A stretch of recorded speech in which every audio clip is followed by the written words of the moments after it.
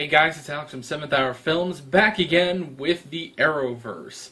This is the final season finale for this season of TV shows, basically.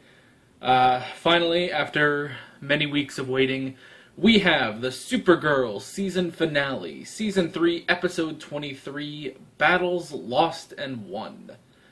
Alright, so, I haven't made a Supergirl video since episode 10.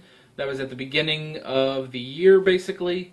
And I felt like I was going to do another video at some point, but I just didn't. And yeah, I'm pretty much, if there's stuff that I feel like I need to talk about prior to this episode, I'll just bring it up as they go along, but pretty much this is going to be exactly like my Arrow videos, my Legends of Tomorrow video, my Black Lightning video, my Flash video that I did a couple weeks back. And yeah, we're just going to be going through the episode, and we're just going to talk point by point, and I'm going to give you my commentary along the way. So, here we go. So the first thing to talk about is the beginning of the episode, terraforming the Earth. Rain has gone to the center of the Earth and is basically trying to terraform it into being New Krypton. Right off the bat, why do they always do this? This is the same thing they tried doing in Man of Steel. They basically want to terraform the planet to become a new Krypton. Why do they keep doing this? I don't get it. Why do Kryptonians keep wanting to make a new Krypton? Like, it's not going to be exactly the same as your old Krypton. And it's just strange because you have so many powers on Earth. You know, why would you want to do this? I don't know. But yeah. Oh, I'm going to sit up just a tad. That's a little better. So, yeah. Rain is terraforming the Earth. During this, all the heroes go out to save everyone, joined by Supergirl's mother, Allura. And yeah, it's pretty interesting. They do mention in like a news broadcast that this is actually happening. A lot of the destruction that's happening in National City is also happening in Madagascar, because it's basically, if you go down through the Earth's core from National City, you'll eventually reach Madagascar on the other side of the planet. So, Superman is in Madagascar, they say on the news, and it's basically a decent excuse for why Superman is not in this episode, because throughout pretty much this entire season, I'm just like, where is Superman? Not that we need Superman, but it's just strange that he wouldn't be here when we're dealing with world killers. So, there's that. And during this, to basically stop the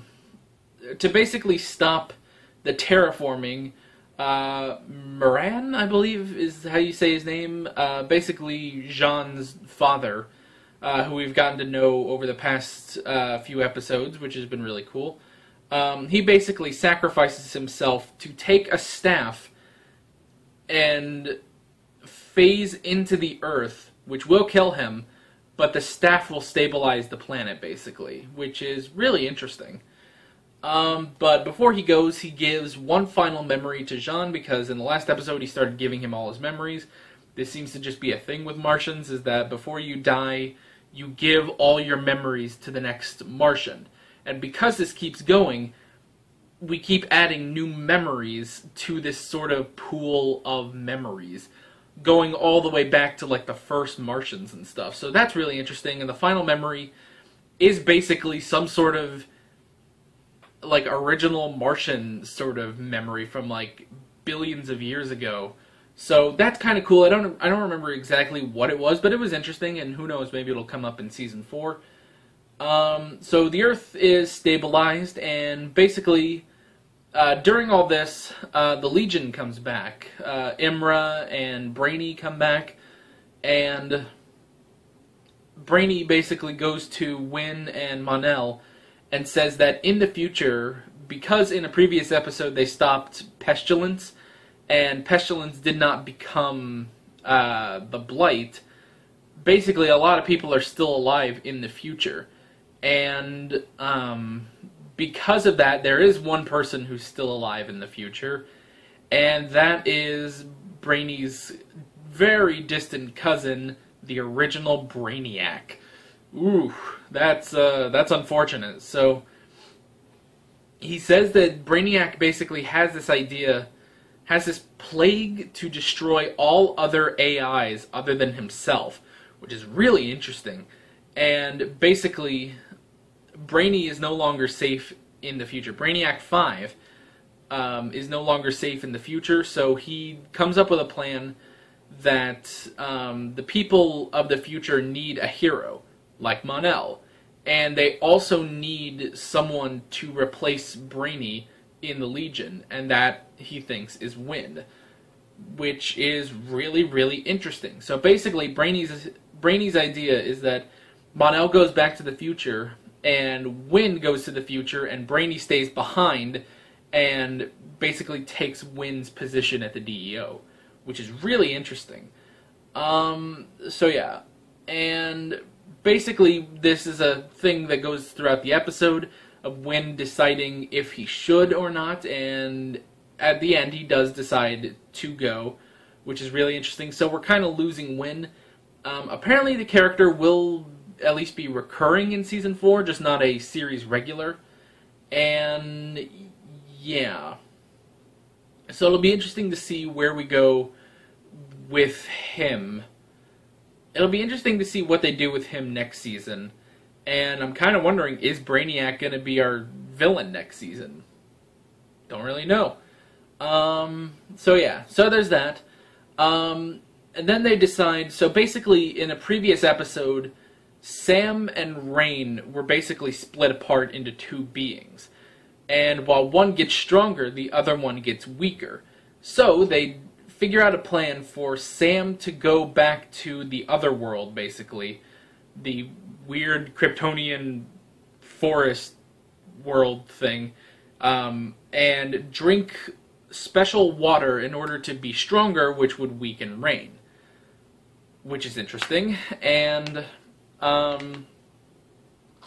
so they do that. She goes back to the other world, and she meets her adoptive mother, who is trying to say, like, hey, this is the water you need.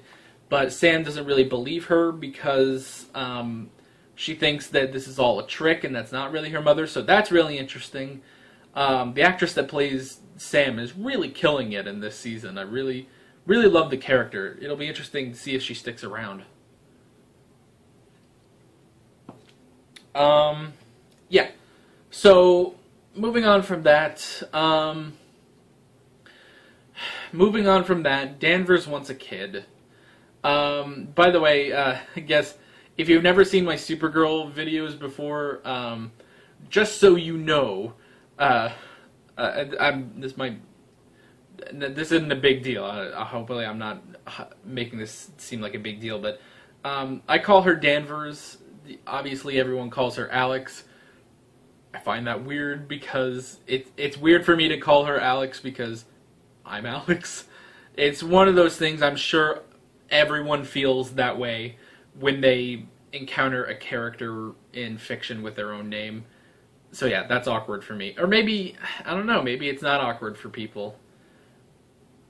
It's always been awkward for me because I've found that pretty much after, I don't want to say like, I don't know, it's like, I don't find a lot of like male Alexes anymore.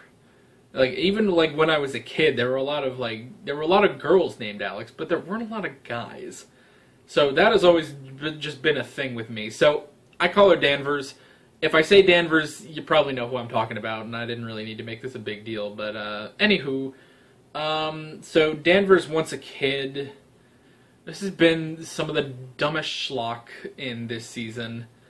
Because basically, earlier in the season, Danvers wants a kid, basically. She wants to be a mother, which, okay, whatever, that's a thing. People want that, whatever. Basically, when she was still dating Maggie, and engaged to Maggie, Maggie didn't want to have a kid, Danvers did, this ended up breaking them up. Okay, whatever. If you've seen my Season 2 review of Supergirl, there's probably an iCard up here, I went on a huge rant about their relationship. Not because I'm like anti-gay or anything. No, nothing like that. It's that I just did not like their relationship at all. I thought it was just unnecessary and had no relevance on the plot, and it never did.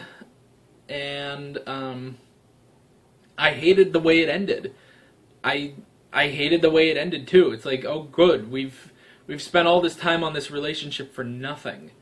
It's like, wow, that was great writing there, guys. So, but Danvers still wants a kid, even all this time later after she's broken up with Maggie. She still wants a kid, and this keeps going until she basically is like, you know, what am I going to do? Am I going to just, you know, wait and hope someone else comes along that wants a kid, or do I try to do this on my own? It's like, yes, that's how that works. I mean, yes, you can be a single parent. That's fine. And obviously you can adopt. That's fine. But it's like the whole thing of, it took me so long. She says this, literally. She says, it took me so long to find Maggie. Can I really find someone else that wants a kid? It's like, yes, you can.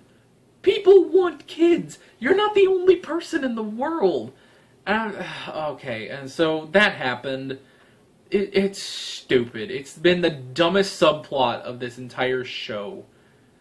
But, yeah. And we'll bring this up later because we'll bring this up later because it's stupid, but it at least goes somewhere later in the episode. But at the moment, we're going to talk about the big fight. Supergirl, Mon-El, Martian Manhunter, Allura, and Sam, because she ends up getting stronger from drinking the water, versus Rain and the Witches, which really sounds like a band name. I'm talking like a death metal kind of band, Rain and the Witches. Someone make that band, or do some like fan art of Rain and the Kryptonian Witches as like a death metal band. That'd be cool. It's basically her second band after Rain and the World Killers, which we had earlier this season. So we have this big fight. Allura fights Serena. Mon-El and Martian Manhunter fight the other two, whoever they were. And Supergirl fights Rain, and it's this big thing. It's not as cool of a fight as the mid-season finale. I really love that fight. But it's alright. And then Sam comes in, takes Rain's sword, and just stabs her. And it's like, whoa, jeez, that's awesome. And Rain kind of staggers up, and Supergirl gets up and punches her into flames, and it's like, oh, it's so cool. But, problem, Rain starts losing control, and her I-beams go crazy, and she ends up pretty much killing Sam, Allura, and Mon-El. Martian Manhunter is saved by Mon-El before he gets killed. And it's like, what? It's like, what? They're dead? No, they can't be dead. Well, they're not dead, because, basically, Kara takes Mon-El's Legion ring and goes back in time. This is apparently just something she can do now. Did I miss something? When was it established that she can go back in time? I know, this is the Arrowverse. Obviously, the Legion has gone back in time, and, the Arrowverse, Barry has gone back in time. We have a whole show about time travel, but we've never seen her go back in time, and she's just like, wait, time travel. It's like, alright, I guess that's just something she can do now. Interesting. But she goes back in time, and just before just before Sam stabs Rain, and basically just says, no, don't stab her, because this won't go well, and instead knocks out Rain, and they takes her hand, puts the Mon-El in there that Lena created, and basically Sam and Supergirl put their hands on it, and they are all transported into the Kryptonian Otherworld, which I'm going to call it. And so all three of them are there, and Sam beats the crap out of Rain for everything that she's done, which is really cool, and then takes the water of weakness and just forces it down Rain's throat so she becomes weaker. Interesting. But it's not just that she's weaker, because now Rain has been taken by Kryptonian wraiths? The Kryptonian Otherworld wraiths? Time wraiths? What? I don't know. There's some Kryptonian... They're wraiths. They're like time wraiths, but they take Rain, and she's gone. I guess she's trapped there now? It was very unclear, but Rain is defeated. Yay. Alright, sweet. We get back to the DEO, and Mon-El decides that he does need to go back to the future so that he can protect people from Brainiac, and Kara understands. And Mon-El leaves her basically a ring. So now she has a Legion ring, which should mean she gets some pretty sick new powers. So now, hey, she can finally breathe in space. So, yeah, that's interesting. It'll be interesting to see what they do with the ring next season. So we have a whole thing where Lena does some tests on Sam, and the tests come back normal, and she is 100% human. I kind of wish she would have just stayed Kryptonian, but whatever. So she's human, that's all nice and good. And then Danvers goes to Jean, who's just, kind of sitting, kind of meditating, it looks like, and she just says, alright, I'm giving, my 2 weeks notice, because I cannot be at the DEO, because I risk my life every day, and how can I have a child and do that sort of thing? So, I need to go and find my own path. And John is like, no, you're not. I'm actually going to promote you to director. So, take that. But basically, he gives the reasoning that as the director of the DEO, you don't have to be out in the field all the friggin' time.